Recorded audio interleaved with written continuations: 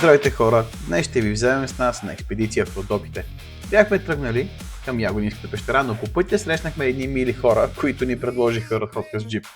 И така, първата спирка от Ягодинската пещера се промени на Орлово око. За да се качите, трябва да се доверите на тези джипове и тяхните шофьори. Ние се доверихме на австрийската армия и се качихме на едно плугче, което сигурно ми беше набор. Изкачването беше страхотно преживяване и имаше дори и момент, в който аз лично помислих, че ще се наложи да търсим алтернативен маршрут. Но професионалното шофиране си каза думата и се качихме по най-забавния начин.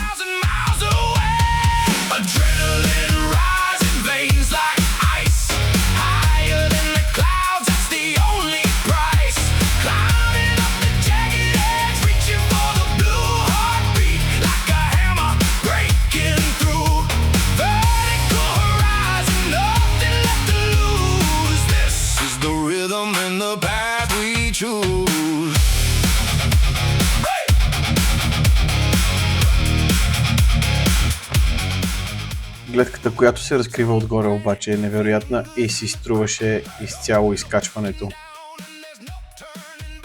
Дори можеш да намериш и къде си оставил колата преди да тръгнете с джипката нагоре. Интересното е, че общата стойност на проекта за платформата е около 21 000 лева и тази сума е събрана от входната такса за самата Ягодинска пещера. Платформата би трябвало да издържа около 3 тона, въпреки че аз не бих рискувал с нещо повече от няколко човека. А преживяването на самата площадка, нека се опитам да го опиша като човек със страх от височини. Стоиш върху издадена конструкция, гледаш надолу към 600 метра нищо и си се молиш за Варчик да е бил добро настроение същия ден. Гледката е 10 от 10, стомахът ми -2.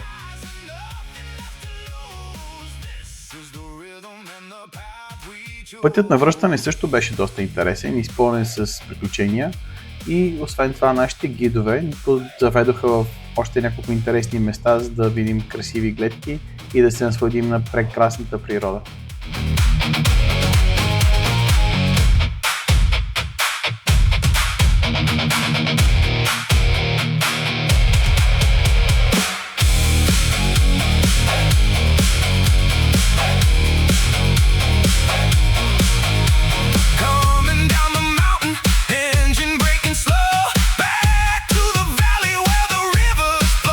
В крайна сметка стигнахме до Ягодинската пещера, като още на идване ни казаха, че няма да можем да влезем през хода заради наводнение и ще трябва да влезем през самия изход, който се намира малко по-горе по пътя и така да стигнем почти до самото начало, където е наводнена пещера.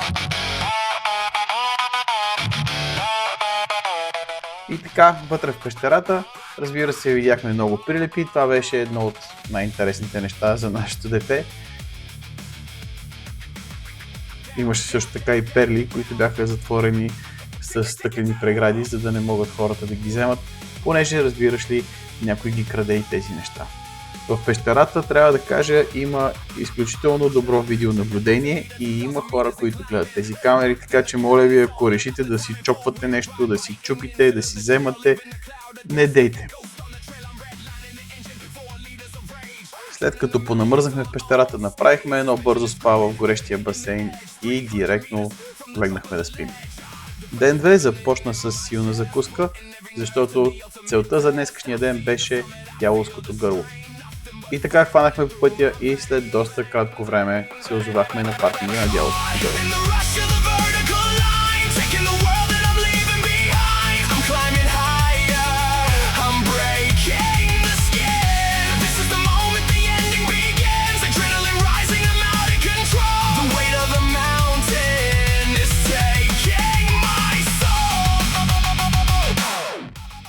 Дяволското гърло ни показаха първо най-сниманото дърво в пещерата, защото всички го бъркат с прилепи и след това започнахме да слизаме надолу.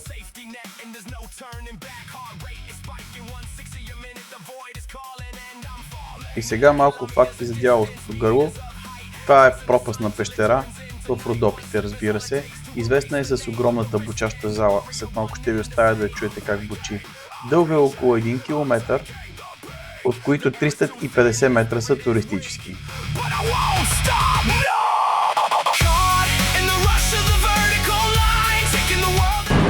Моля? Той има стълби за по-спокойно. Ей, виж, тук е залата на Орфей. Пещерата също така се свърза и с легендата за Орфей и неговото слизане в подземния свят. В Делското гърло се намира и най-високият подземен водопад на Балканите, който е около 42 метра висок. Температурата в пещерата е почти постоянни 8 градуса.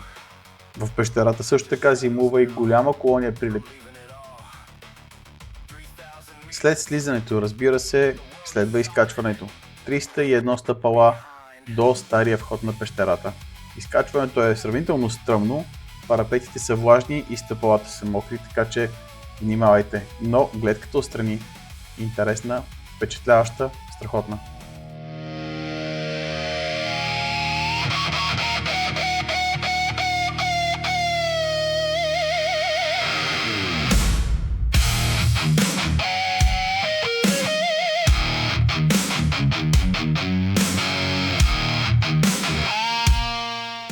На излизане от пещерата има още няколко интересни площадки, които да разгледате.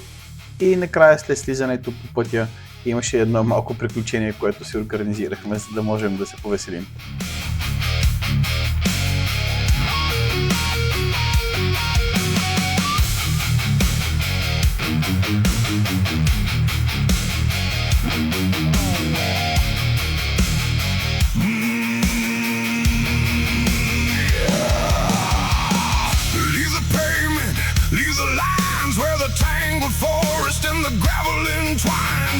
Lock the hubs and feel the chassis shake, bouncing over boulders that the heavens didn't break. Dust in the mirror, the summit in my sight, chasing down the monster in the morning light.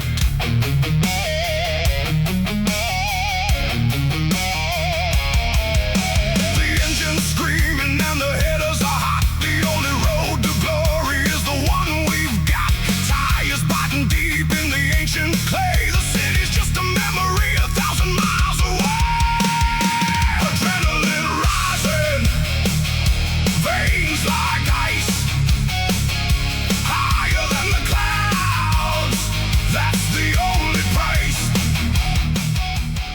След приключението с зиплайн, скачаме обратно на джип и тръгваме да катерим планината на село Гьоврен, посока Вълчи камък.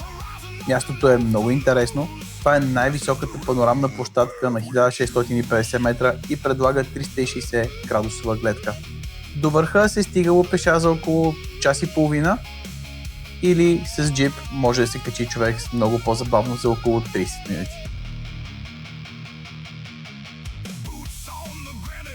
Мястото е обвито в легенди за войвода, за вълци, за закрила и за мистичен вълчи вой, който предупреждава за бедствия.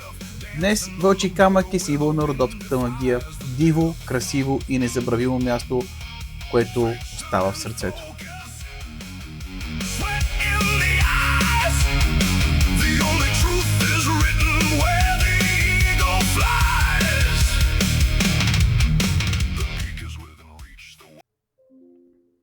Вече по традиция вечерта завършва в спа центъра на хотела.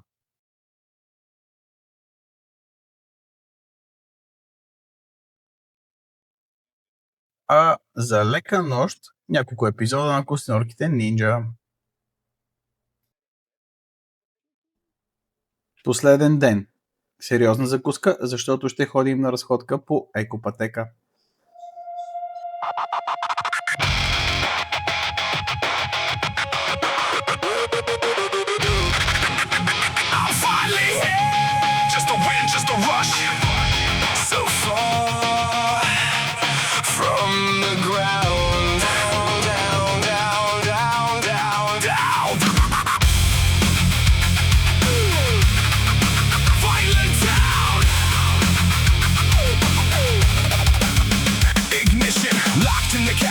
Fuel in the dust, 80 kilometers of gravel and rust. Low range engaged, feel the chassis grown into the wild, where the giants of stone shift to third, 400 meters of incline, trace Crossing the edge of a jagged edge design. Tires biting deep, kicking mud to the sky, leaving the lowlands just to watch them die. The air is getting thin and cold. I'm breaking every story I was told. I see the summit in the light. I'm losing my grip on the night. Pushing through the gravity, I'm reaching for the peak. Beyond the world I used to know, the spirit's strong, the lungs are weak. Adrenaline is killing me. I'm never looking down. I found my peace 1,000 meters above the silent town. Накрая завиваме едно мензохарче в мъх. И това е. Чао! Back to the boots, hands on the face. 3,000 meters, I'm winning the race. Friction and bone, sweat in the eyes. Gravity's a liar, I'm claiming the prize. One slip, one crack, 1 kilometer drop. But the heart beats a hammer and it's not gonna stop.